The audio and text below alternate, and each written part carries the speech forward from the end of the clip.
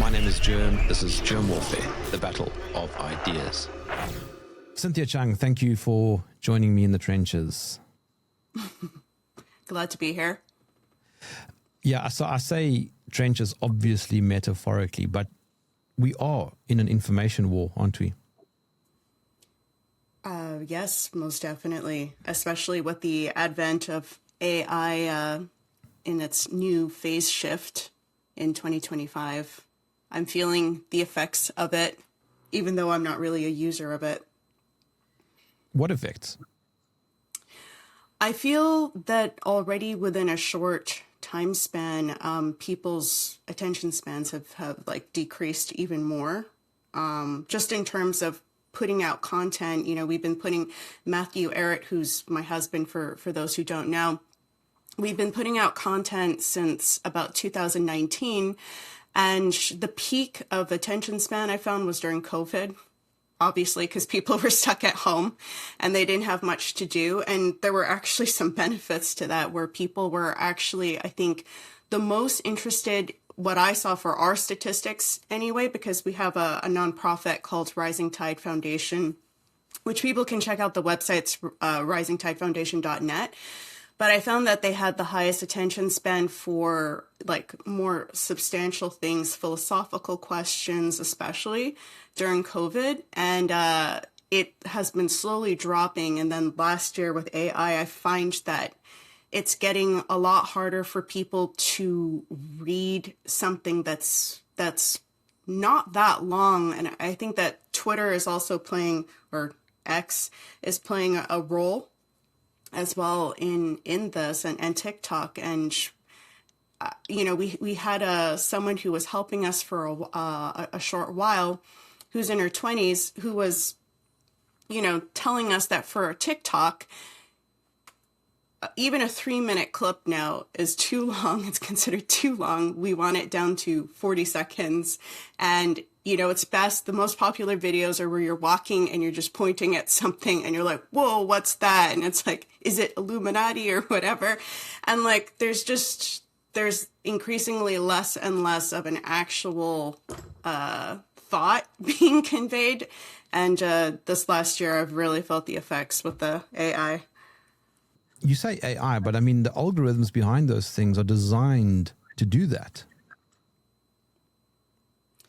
Yeah, for sure. And I mean, what I find really concerning is there's a lot of like fake things that you're being seen. It's not just deep fake, right? Like there's just what are you seeing? Is it really real or not? And they're doing like some innocent things, like there was a parrot that was like talking in a montage, and there was like different scenarios, and it's not clear if it's the same parrot, and it's almost like a stand-up gig. And I realized halfway through, because normally I pride myself at being like, I can recognize an AI person, but with the parrot, I was totally, because you know everybody watches these cute animal videos once in a while. I was totally taken off balance, and I was like, wait a minute, this isn't a real parrot. And they're doing like innocent things like this. Some are like more extreme, but it's to start, I think, detaching us from a concept of reality to have a foundation on even just like basic physics. How does basic physics work? And I feel that it's very concerning in terms of just the longer short-term effects, because we're really just 1 year into them, like really overloading platforms like TikTok with these fake scenarios. I was with a friend who recently said to me that he doesn't think that we are designed to absorb this much information. Yeah, that's a really good point. I mean, that's actually something Matt and myself have been talking about in terms of, you know, it was always thought back in the day that if you could solve illiteracy, right, and that everybody could learn how to read, then you can't keep the lies from people, right? Like, because back in the day, most people didn't know how to read for centuries. And you normally had like a person in position, either a priest or a lawyer or something like this, that you had to rely on to not only read the text, but interpret the text for you, because it was done in a specialized vocabulary meant for you to not understand. Like, it was very interesting. I had a friend, because I live in Quebec, and I've also lived in the other side of Canada, but I've struggled with the French language because there's so many grammatical rules, like insane, like really over the top grammatical rules. It's like a nightmare.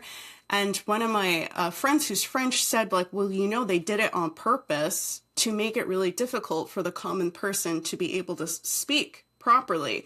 And it was actually a form of, control that way in terms of what kind of societies you could enter into. So anyway, it was thought that once people could read, this was going to be a problem solved. Now we're in an age where people are technically literate, although honestly with comprehension level, not quite. And we have so many books now that are available online. You can read whatever you want. You don't even have to travel physically to a library that will hold that physical copy of the book. We have a huge wealth of information on the internet, and no one is looking at it, and no one's really studying anything for too long because there is this information overload. Everyone's just like kind of chasing the ambulance, so to speak. Like whatever is the new big news item, everybody just rushes over to it. And the memory of like what has even happened a few months before on that subject matter, it's not being there because people are being overloaded so much with information. It's like the conspiracy theorists, they're being overloaded since COVID with so much information that it is actually a form of extreme disorganization. It would be equivalent or maybe even worse than if you like never woke up, so to speak. Cynthia, what is your background? Has absolutely nothing to do with the things that I write about. Well, that's a good start, actually, because I prefer talking to people who can think outside of the box. Yeah, I had to self-teach myself, right? Because for all of my 20s and my 30s were also like I was working, but I was like a professional student. So I had done, I went from engineering to biochemistry to I have a degree in molecular genetics.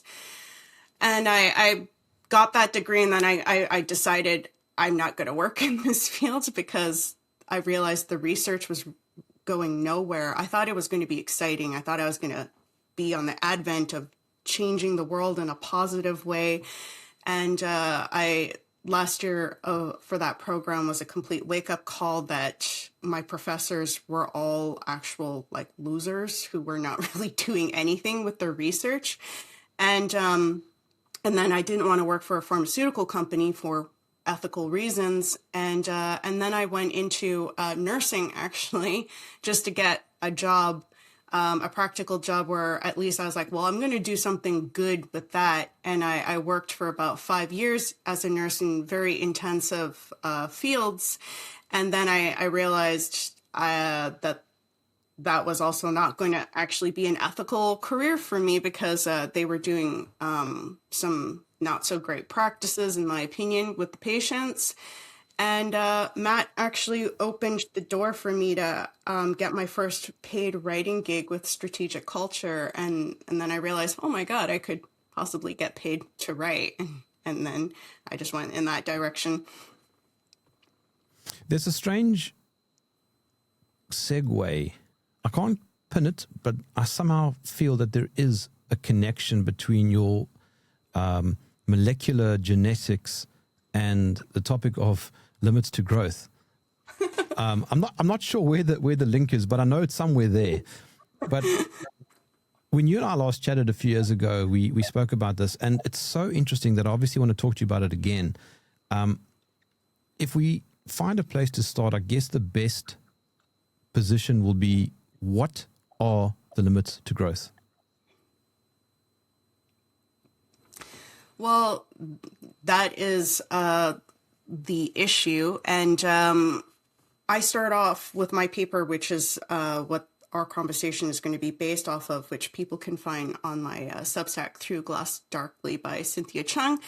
But I open it up with the question, obviously, a limited resource is defined by how limited that resource is. And if resources are renewable, which is the case for every resource, then the question is at the speed that that resource can be renewable is going to define how it is actually a limited resource.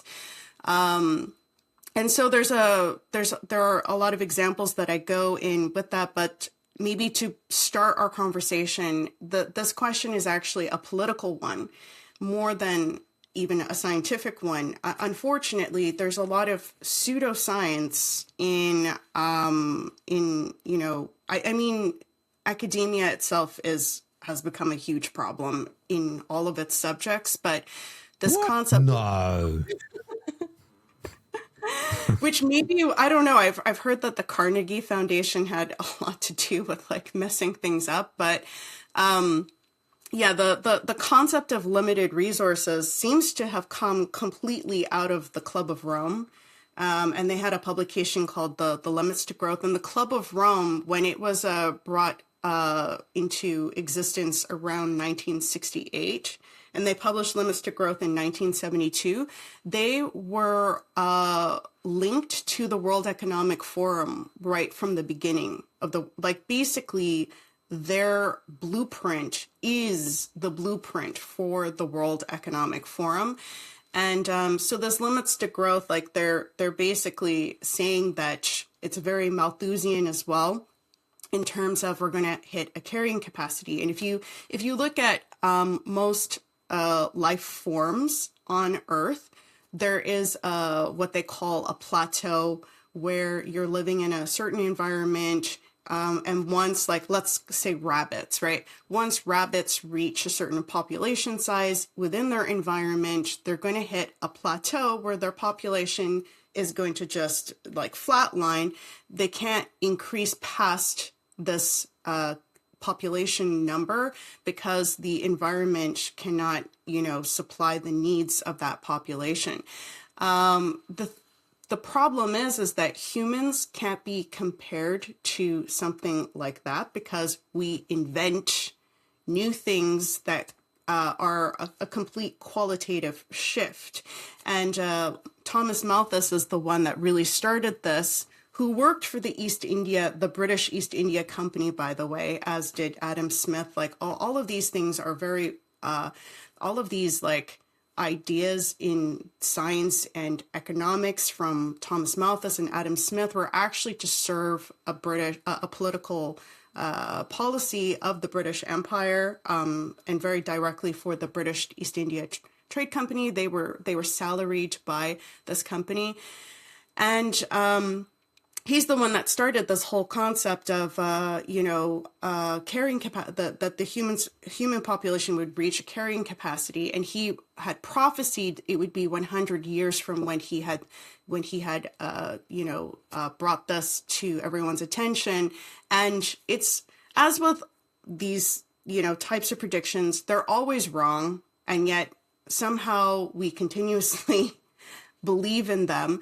And he predicted it was going to be 100 years from then, which was going to be around the end of the 1800s. And it was totally off because there's actually an industrial boom because there were discoveries, inventions, a lot of machine tool industry that was discovered during that time, and scientific discoveries that had a total game changer for things.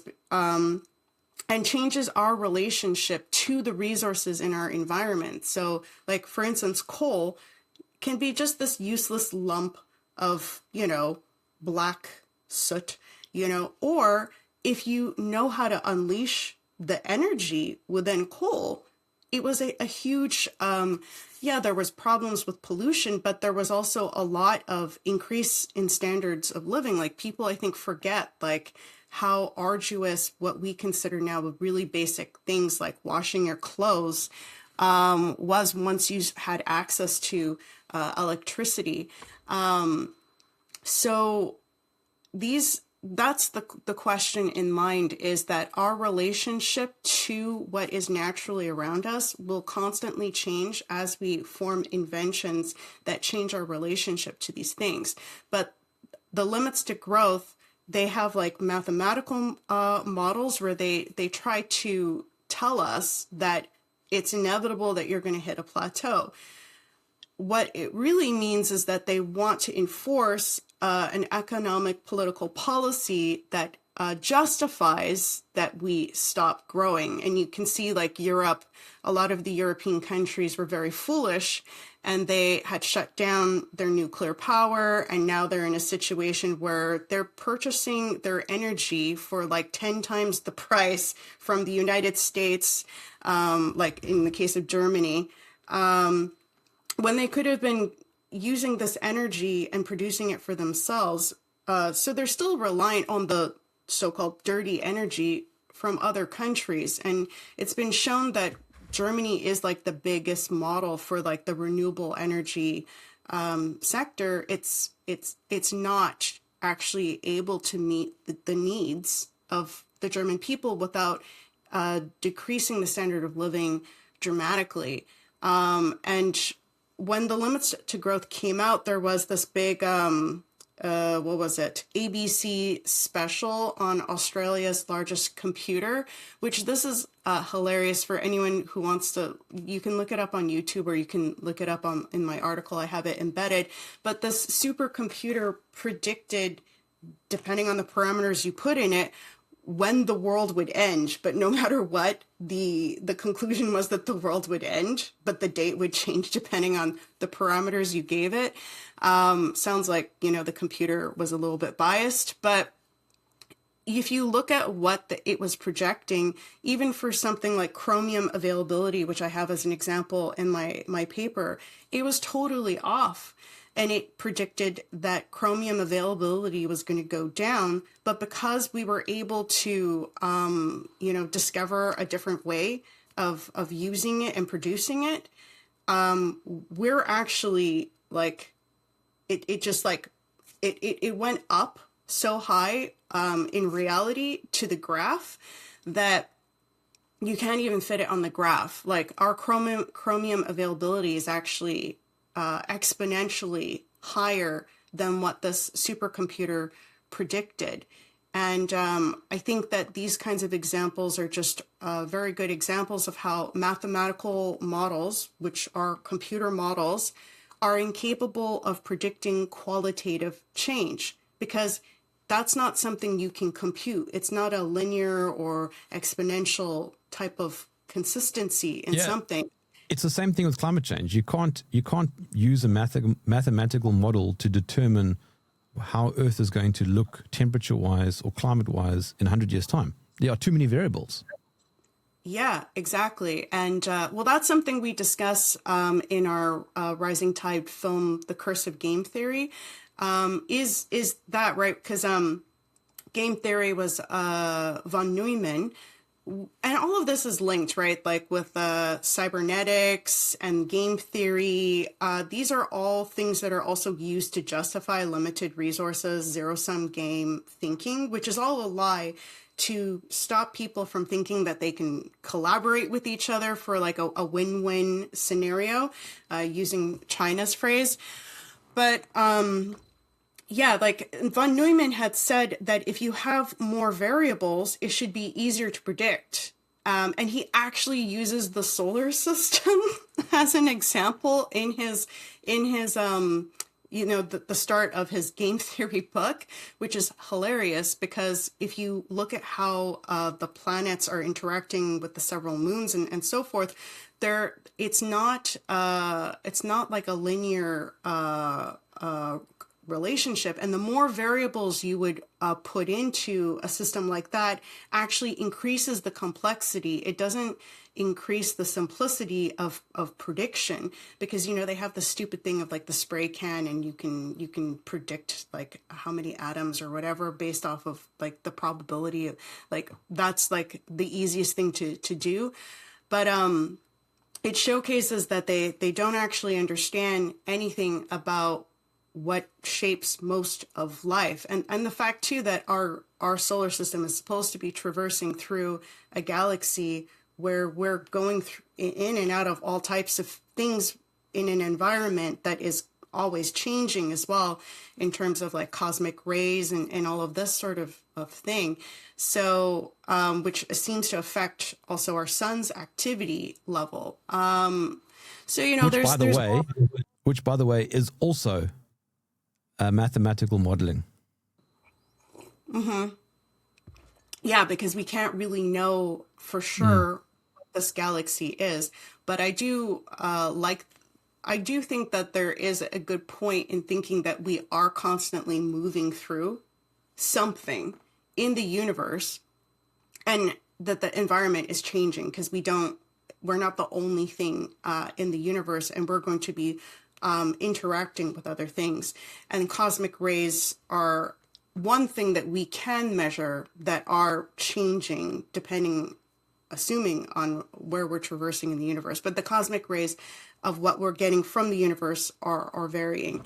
But all to say, very, very complex. And yeah, so what would have been the motivation to develop this limits to growth idea? I mean, it seems to fit very neatly into, depopulating Earth, mass surveillance, mass control, and fear. yeah.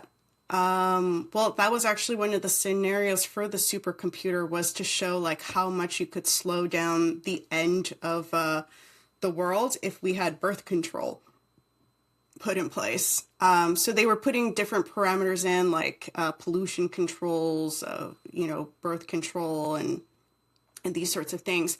I think that an interesting quote to answer your question from one of the co-founders of the Club of Rome, Sir Alexander King, who wrote The First Global Revolution. He said 30 years after the Club of Rome was started, in searching for a common enemy against whom we can unite, we came up with the idea that pollution, the threat of global warming, water shortages, famine, and the like would fit the bill.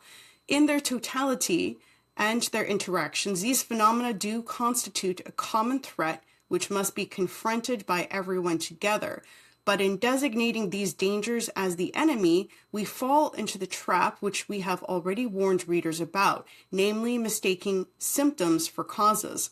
All these dangers are caused by human intervention in natural processes, and it is only through changed attitudes and behavior that they can be overcome.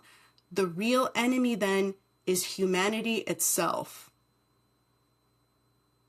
So it's like our very nature, our existence, the fact that we interact with things, which is a lot of what the environmentalists, although now the environmentalists apparently also have an issue with trees being polluters, like it's getting really insane. But we are the parasites. yeah, we are the problem because we change things too much. Because as I was mentioning before, other species are not able to change their environment like we are. Because we can do that, it must be a bad thing. Even though we can change a desert, for instance, the Sahara Desert, and return it back to a lush, green, area that was, I forgot what the specific term was for it, but it used to be a super green, like lush area, and the water has like fallen underneath the area of the Sahara Desert. And it's incredible like how many people will argue that we're not allowed to touch it. And also the Sahara Desert is the reason why so many hurricanes hit the eastern coast of the United States, is because of the drastic temperature change of the air currents going over the Sahara Desert and then over the ocean before they get to the East Coast. And so this isn't like you can argue just like a climate change issue, right? Like the water fell through for whatever reason. And we have the ability to address these sort of things. And green deserts, like China and India, are the leaders right now actually in growing man-made forests. And you see like the satellite pictures, you can get NASA satellite pictures, or you can get it from somewhere else if you don't trust NASA. But the thing is that we can create these man-made forests, but even that now is not acceptable by the environmentalists to create man-made forests. It's like the idea is you basically should, not exist, and you should, not do anything with your life. And this makes you a very easy, controlled person in the setup of the World Economic Forum, which the Club of Rome is basically the Bible for the World Economic Forum, which its viewpoint is that you shouldn't own anything. They've made that very clear. People should be renters. We have huge companies like Blackstone that are the world's largest landowner, that are like, most younger people now and middle-aged people cannot afford houses. Back in the day, it was like considered a basic thing for you to be able to purchase a house. Now people who even have houses are losing their houses because the taxes are so incredible. By the way, in China, they don't have these kinds of taxes. A lot of people discovered this when TikTok was temporarily shut down and people were looking at Red Note, and they were realizing that, there were a lot of things that were actually beneficial in other places in the world, including China, in terms of the tax system. And that our tax system is actually, I live in Canada, but our tax system is also very bad. You can lose your house, even though you paid for your house. But these companies like Blackstone and BlackRock are buying up the houses. BlackRock is buying up a whole bunch of key industrial infrastructure, strategic things throughout the world, including airports and ports and such. And they're owning it by a billionaire collective. And they're trying to shut down, the country's ownership of these things, which is viewed as like the people's ownership. So all of these kinds of policies are basically to justify this new phase shift that we view as like the next stage that they want to put everybody on a trajectory of a a centralized government control, allocate the resources that they do have into a centralized thing, but to keep the atrophying, the scarcity going, because you can control it. Because H.G. Wells said, like, that was the worst thing, was the industrial boom in the 1800s. And why was he saying it, besides the fact that it created a huge population boom as well, was that if you have a lot of areas developing and innovating and creating independently, it's very difficult to control that from a centralized form. And even with like things like cybernetics and so forth, which are all meant to service a centralized node. And that's what that's why people are increasingly thinking that to be creative in the sciences can only, result in some kind of Frankenstein monstrosity. Yeah. I mean, an underlying thread here is you're making the argument that, correct me if I'm wrong, that there isn't this finite set of resources because humans have the ability to adapt, innovate, invent, and change as we go along. Yeah. One very simple example before I go into a more complex example is like our relationship to food. For people who think that everything that we touch, it's like made worse, most of the fruits and vegetables that you are eating were not like that naturally. We made them into those things. So like an apple the apple that we know today is not what existed naturally. We created that through a form of genetic engineering, not in a lab. This was done like, centuries ago by being able to splice a branch onto another tree. And they were able to create, all of these different kinds of things, the banana, the watermelon, the eggplant, corn, all of these things did not exist at all as a like nourishing as what they are now, because we made them into those things, or even livestock as well. They're not, that wasn't something that was natural. But I think that the fruits and the vegetable example is a very beautiful one, because I think most people would think, yeah, like if you know what a corn looked like originally, it wasn't even edible. I think that this is definitely a positive thing that we've done. In terms of a more complex example, it's nuclear energy. And the reason why nuclear energy has been given such a bad rap is, again, for political reasons, because if you had nuclear energy, it has the most reliable energy that it can offer. Even nuclear waste at this point, it's a non-issue. If people want to look up more information on this, just refer to my article on my Substack, What Determines a Limit to Growth, because we can't go through everything in that article in our talk. But the next advent is fusion energy. And it's very telling, right, that in the United States for decades now, they've always said, oh, it's 30 years away. It's 30 years away. And if you look at the funding has been at the achieve nuclear fusion never. The funding has just been way too low. Now that China has done a lot to put in for nuclear fusion, such that they're making ongoing discoveries, and it looks like it is a reality. Now you hear the United States talking about it again, like at the Lawrence Livermore Institute, for instance. But if you look at their website, it's specifically for military applications.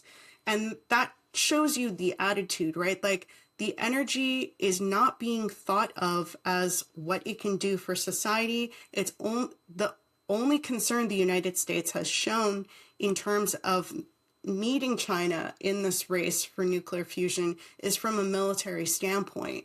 But the beauty of nuclear fusion is that on the moon, we have helium-3, and helium-3 with nuclear fusion is like a massive game changer, where you basically can have like a sort of, Jetsons scenario. Like, energy will not be short anywhere in the world. And that's like a nightmare for someone who's like a World Economic Forum person, because controlled artificial scarcity means that it's the hand that withholds, right? You get to control a lot more if people have to come to you for that loaf of bread, right? If no one has to come to you for the loaf of bread, you don't have any leverage on people anymore at that point. So helium-3 would be a game changer, and energy would be bountiful. Think about like what electricity was able to do for a lot of the parts of the world. And by the way, JP Morgan was also saying that people shouldn't he was not advocating electricity for the masses, and they were saying all of these stories that it would spook the horses and it would create chaos and everything. But he had electricity for his house. It's like an old game. But anyway, if the whole world could have access to this, it would set back these types of agendas totally far back, again, like it happened in the 1800s with the Industrial Revolution. And the other really positive note for nuclear fusion is the plasma torch. Right now, the plasma torch exists with nuclear fission, but it's a lot more energy intensive, a lot more expensive. But the plasma torch has the ability to reduce anything into its elemental form, even its ionic form. So you could take landfills and turn them into resource mines. Like you wouldn't have any kind of garbage anymore with the plasma fusion torch, because with fusion it would be very cheap. You can break down anything, so you wouldn't have to do mining like we do now, like so extensively. You could extract what we already have. You could build materials that are actually a lot stronger also with the fusion torch. So there's so many positives to these sorts of things. With really the pollution for this sort of thing is also pretty much a non-issue. So it's really sad that people have been so beaten down and brainwashed, and obviously Hollywood dystopic movies of the future always being bleak, bleak, bleak. You know, we don't really have any movies ever talking about any kind of positive potential scenario. It affects your imagination, right? It affects your ability to think of something outside of the box that you've been put in. And that's, I think, the biggest thing here is that they've been just pummeling from all angles this idea that it's just going to get smaller and smaller. It's going to be entropic, rather than the reality that if we actually looked to these types of innovations, we could have a huge advancement in the standard of living everywhere. If I fly between Cape Town and Johannesburg, it's about a 2-hour flight. If I look out the window, Cynthia, the majority, overwhelmingly, of that land mass below me is empty. Mm-hmm. Yeah, I mean, the best thing to do as well is, I mean, for Canada's an even worse example, I think, than what you're talking about. If you look at the population density of Canada, it's hilarious. I have an image of it in my article for people who want to look it up there. We have like a population size, I believe, that is smaller than the population of California for all of Canada. And if you look at where the population is placed, it's all along the border of the United States. Because everything, and Matt has done a lot of work on this, Matthew Arrett, and basically we were supposed to be a kind of special kind of colony of the British Empire. I mean, we still are, by the way. Like, we still have the Governor General and the Privy Council, and they reserve the right to remove our Prime Minister if they want to, which they did do for Australia once. But we were supposed to be a very simple existence. Anything that we were given in terms of like rail and industrial improvements was often because the United States had developed those things first. And, in order for us to feel like we're just as good, those things were allowed. But it's usually, done as a sort of, way to make the population not look towards the United States as like innovators.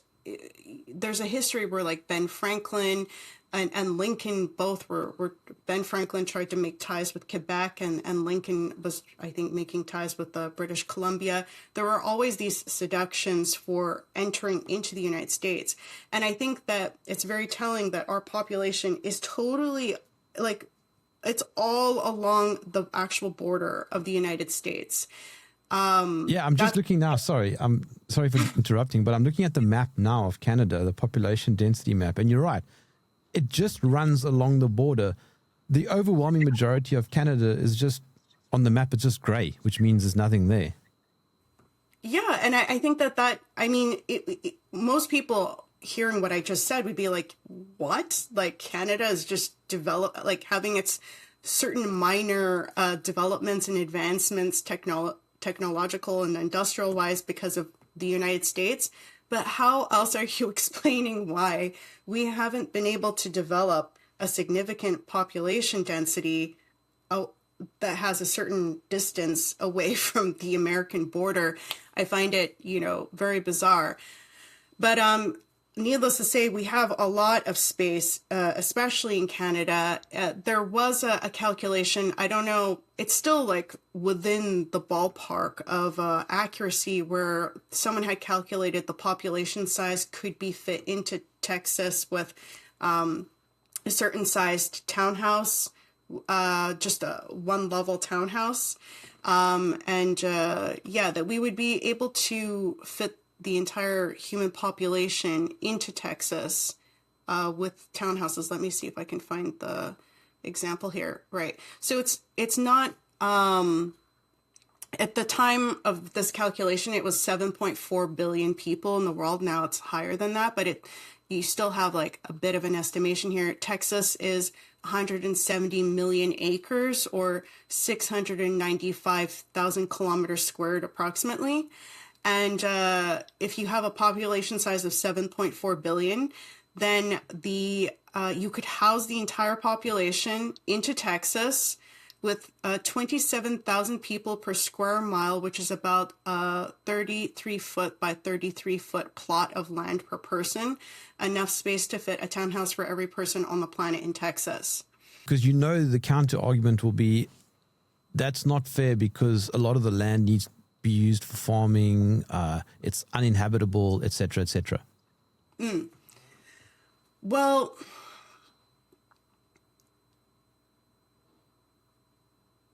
first of all, in terms of the farming situation, we can change our relationship to the land with certain techniques. And Alan Salvary, I think his name is, he's done a lot of work. Yeah, Alan.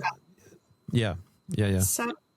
Sorry, I said Savary or Salvary. He's done a lot of work in Africa. Savory. I think it's savory, as in like, yeah. Sorry. Sorry for butchering the name. But he's done actually some really good work to show how you can very simply help the land. Because a lot of the land in Africa, for instance, has drought issues and the vegetation isn't growing because what was it? He was using the cattle to go over it, and the cattle was also, it had its fertilizer, its stool fertilizer on the land. But by doing a certain kind of rotation, it was helping. It's known as regenerative farming. I'm sorry for interrupting again. Farming, exactly. And that there was it helps with because vegetation, if it's just dying over top of the land, you can think of it as sort of like necrotic tissue, right? Or you're having too much dry skin in an area, you have to exfoliate it. That the cattle going through this was helping to deal with the old vegetation as well. And anyway, there's a kind of, as you said, regenerative process in it. Because there was a technique used before that was not so good for the land. So even just doing very simple things like that, you can help the land. There are other ways too, obviously, of trying to keep water more inland, and by just the kind of things that you're growing on the land, and this sort of thing. But it's not just a land issue. And if you look at some of the statistics, we're actually producing enough food right now, even with all of the bad farming practices, because farmers have become very uneducated with how to manage land properly, which is another issue. There's a really good documentary called something like Kiss the Ground, or something like that. Woody Harrelson is the narrator for it. It's really well done, and it showcases how to do farming properly, and also the fact that depending on when you're measuring the CO2 in the atmosphere, because when farmers are tilling the soil, it's releasing, because the soil, the underground, has a whole bunch of carbon dioxide in it, because there's a whole ecosystem with the root system and the fungal network. It's quite complex. So that when farmers are tilling the ground during farming season, the CO2 level in the atmosphere increases dramatically from, an off season of not tilling, which also tells you something about this idea of trying to measure CO2 level as if like it's just us affecting the earth, and never mind the fact that vegetation needs very high CO2 levels, and we have things like CO2 generators in greenhouses that have like incredibly high CO2 levels, and the vegetation loves it, and they obviously they release oxygen when they're taking in the CO2. So I don't understand how the CO2 argument has ever like stood its ground for as long as it has, or even the amount of CO2 in the ocean, right, or volcanoes. But anyway, it's been a natural process that has been sustaining life. But we actually, if you look at how farming is done now with all of its problems, we're producing enough to feed the world population right now. And we are using less and less space for farming because we are becoming more efficient. So we can already feed the world population.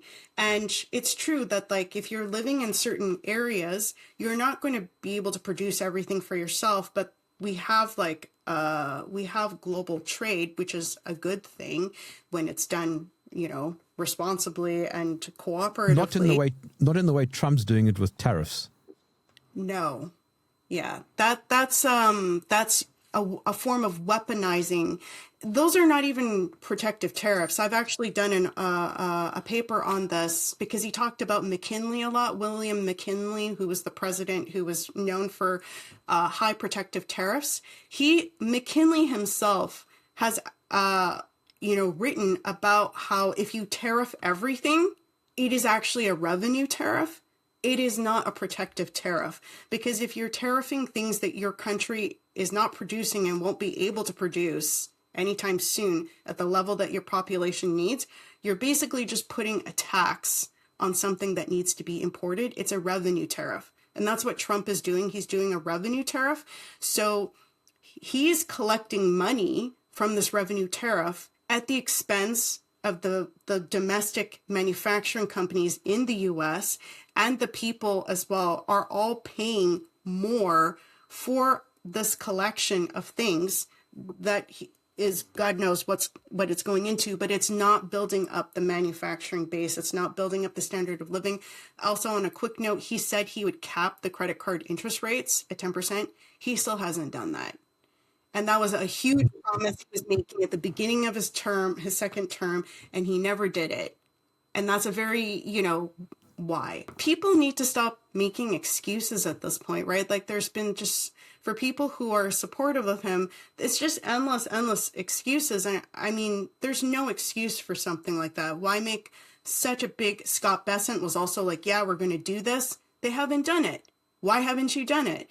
The credit card default rates are like incredible right now, and people are like getting more and more in debt, and you haven't done anything to address that. But massive corporation tax breaks during his first term for companies like Walmart.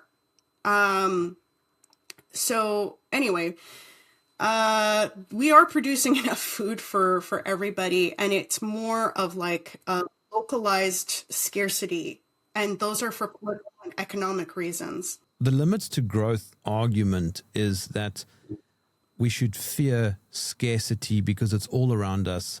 And what you're saying is that we actually have an abundance of most things thanks to our ingenuity and innovation and the way in which we adapt. Yeah, if you look at how things have naturally developed, like there's a lot of positivity in our history of how we've been innovating things and how we've been able to increase the standard of living of people. Like even though we have more people on Earth, if you look at the standard of living of how it was centuries ago, it's higher. Even though things could be a lot better, it is way higher. Like the way most people live now is better than how kings and queens were living for centuries, during human existence. It's a massive quality shift for the good.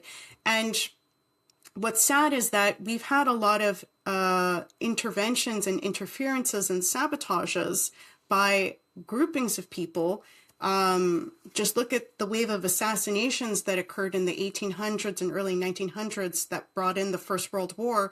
These were all things to stop what I see as a natural momentum towards economic cooperation. There was an idea, and like people could recognize that these kinds of developments were going to unlock a lot of goodness for people, prosperity, and this had to be sabotaged if you wanted the old forms of oligarchical control.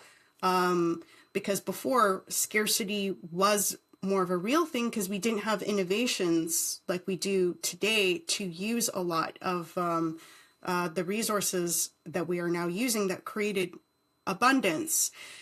Now that that was unleashed, especially during the 1800s, you know, it was harder to argue that. So there's been a lot of efforts to control the kind of pseudoscience and put people into a mental cage.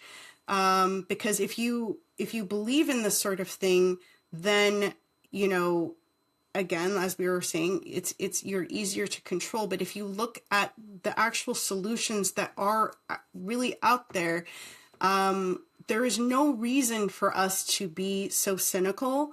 It's always a political reason that something is not going well, or a lot of the scientific ideas, for instance, that have been used for like the bad. That's because there's a military industrial complex. A lot of scientists, they get they're not being properly funded by the universities anymore, unless you toe a line and you're usually doing useless work or I'm sorry, destructive work. Or if you're doing something like as a really big game changer, you're bought by the military industrial complex, and they can, you know, axe your program or they can hijack the program from you. So these are the forms of control that are creating the cynical situation that we're in right now.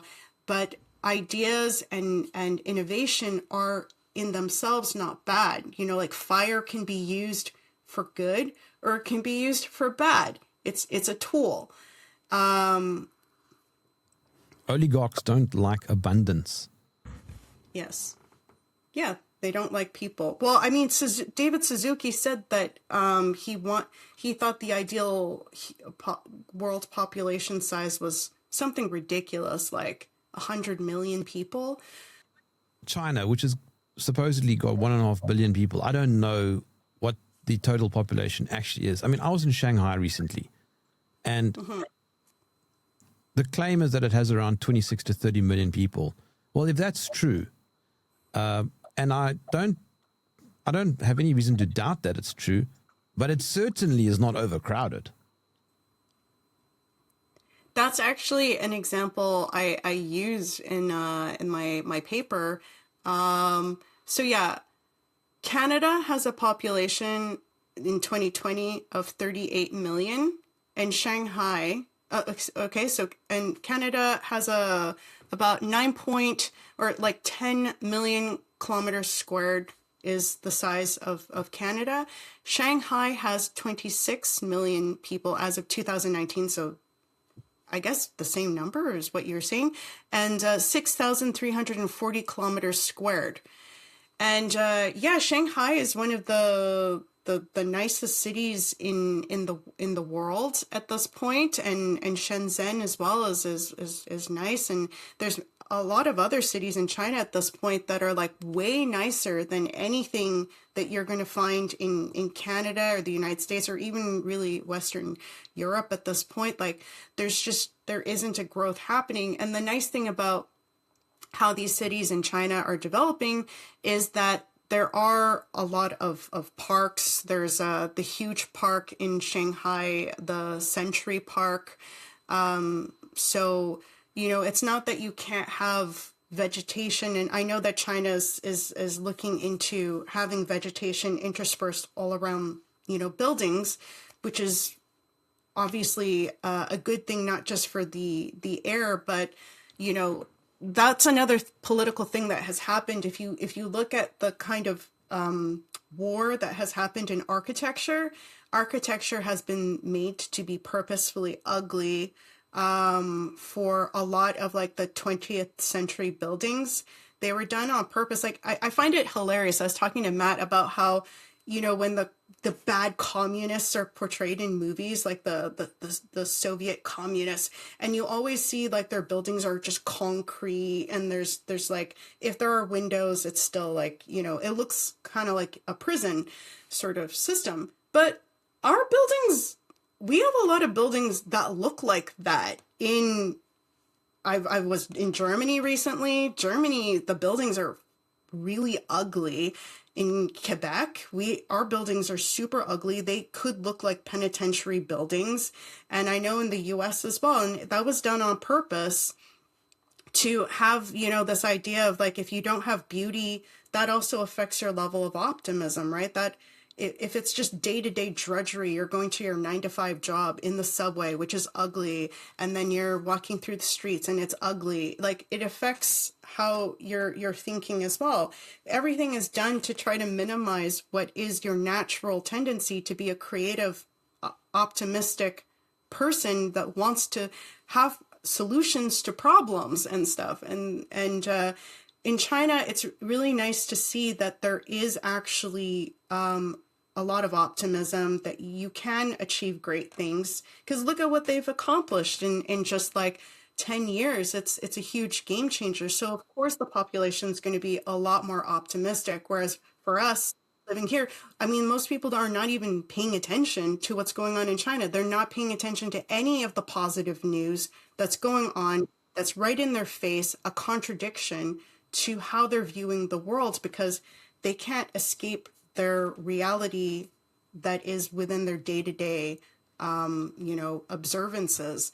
But the reality is that life could be very different if we addressed these political restrictions that have been put on us. Well, I mean, these terms like communist and capitalist, they seem to be Western terms. Chinese people don't seem to care much about what these labels are. And by the way, if China is communist, then please let's import some of that to South Africa, because we desperately need that kind of growth. So whatever they're doing, I'd like to bring some of that to my side of the pond. Yeah, I think that China just needs, like Gottfried Leibniz, who, for those who don't know, he is the one who actually discovered calculus, not Newton. Newton claims that he lost the proof of his discovery of calculus because his poodle named Diamond burnt down his house with all of his work, and he could never regenerate the proof. Sure. And we use Leibniz notation in universities. So Leibniz had created a whole bunch of his own terms, vocabulary, to describe things within the sciences that he was discovering. I think China at this point needs to create a new word for the economic social system that they have, because I agree, words like communist, capitalist, they're severely inadequate to describe what China is doing. I like to use the word, at least like meritocracy is something that China is clearly using in its form of governance, which is a very good thing. Obviously, you should be selected based off of your merit. But yeah, we definitely need a new word for what China's doing. A lot of people, they have either the view in the West who have a bit more of a favorable idea of China, that if they're communist leaning, they're like, oh, well, they're capitalist now in order to achieve ideal communism. And then I've heard the opposite of like, oh, well, they're like communistic now, but they're heading towards capitalism more and more.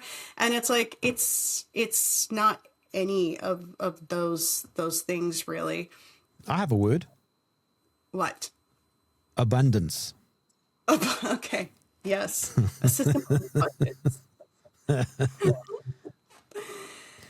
Yeah. Okay, so when it comes to limits to growth, I mean, this is an idea, a policy framework a formula that has been adopted across the world by, as you say, politicians and governments and those in the sort of oligarchy classes. I mean, how do we push back? That's a good question. I think that obviously there's not one answer to that. And what I do and what Matt does as well, because we're not hired by a think tank, we're not hired by a government. So we write for the average person, whoever that might be in whatever job that they have. But we try to give out information to educate people because we think that, knowledge is the first step to anything. And people, I think, don't give themselves enough credit. When you think about how much effort is being put into social engineering and predictive programming and creating a dystopic concept for so many people in the movies and everything so that it limits your imagination. Why are they putting so much work into things like Netflix and Prime Video and so forth to have this global controlled narrative where everyone is increasingly thinking along the same lines? This is a massive, massive project. It's done because it matters what you think. As the common person, it matters. And what I can say is that it's important that if the people understood their power in recognizing something and even just simply calling it out, it would be a huge game changer, and it would offer certain people who are working against that added protection. I think that's one of the tragedies, unfortunately, during the 60s and the 70s, during the civil rights movement in the United States, where you had both Kennedy brothers assassinated, you had Martin Luther King assassinated, Malcolm X assassinated. What happened was there was a vacuum that was created, and then there's a failure of the population, because the population needs to have a certain merit as well in order to protect those people who are good leaders, right? If a population is unable to protect those leaders, that creates a very dangerous situation as well. So the population has to have an ability to recognize very basic concepts. Back in the 70s and 80s, like Ayn Rand was not a popular person the way that she was talking, because it was still understood that population growth was good, economic development was good, industrial progress was good, nuclear energy was good. It's taken a long time to beat that out of people, and a lot of it has been done with wars as well, like the First World War, the Second World War, Korean War, Vietnam War. James Burnham, who was Trotsky's lieutenant in the United States, but then ended up working for the CIA, and was probably linked to British intelligence before that. I've written about him, which people can find on my Substack, but he had said the managerial revolution, which he published in like the 1940s during the whole Aldous Huxley Brave New World, Orwell's 1984. It's not a coincidence that all of these things were coming out around the same time, was that the world would need to have a bunch of wars in order to create a reset, in order to have a centralized system that he was favorable to fascism being the centralized form of governance. But whatever it was, they were about, centralization. And the wars were key to that kind of reset. That's what has been happening during the 20th century and during our time, is that they keep having these very violent interventions and also forms of economic warfare. Like Naomi Klein wrote The Shock Doctrine, where you're also like attacking the economy, and free market is one of the ways to do that. Actually, when you look at Pinochet, Chile's Pinochet, for instance, but these have all been interventions into something that would have naturally gone on a totally different course that would have been very positive. So people have to take the time to look into these things. And it's not so hard, like just look at places in the world where there has been an actual abundance, as you said, an increase in standard of living. No one can deny that China has addressed the poverty crisis that they were in 20 years ago. Poverty is largely like a non-issue at this point in China. This is a massive success, thought impossible by most people.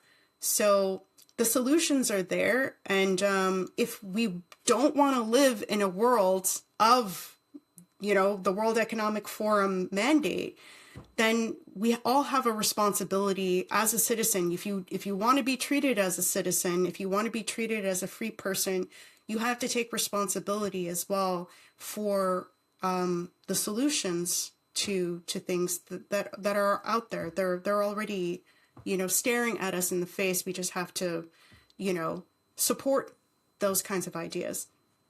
Okay, Cynthia, how can I follow your work? The best way is through my Substack, Through a Glass Darkly, by Cynthia Chung. And you can also check out our nonprofit Rising Tide Foundation, which we have a Substack, or our website, which is .net. Okay, and then I'm going to add a little preview to something of yours. What's it called? Oh, right.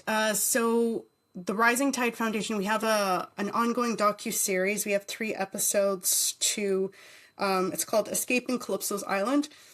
And it's basically covering along the themes of what we're talking about. But the trailer that, if you can share, would be wonderful, is episode 2, The Curse of Game Theory, which talks about how we don't live in a limited resource world, and how game theory has been used to justify the zero-sum theory and limit our idea of what's possible.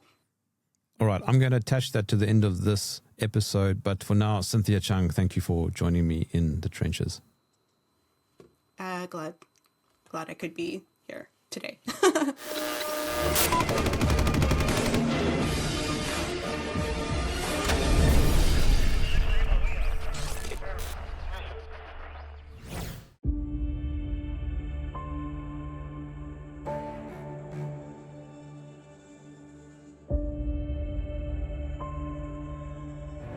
We have to prepare for a more angry world.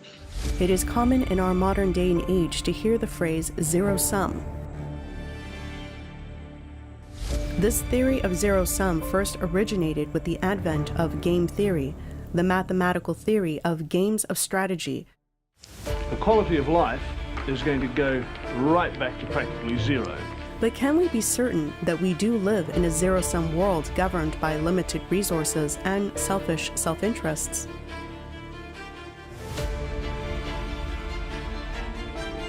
After all, it is acknowledged by the theorists themselves that the entire functioning of their mathematical model relies upon the assumption that we are governed by selfishness.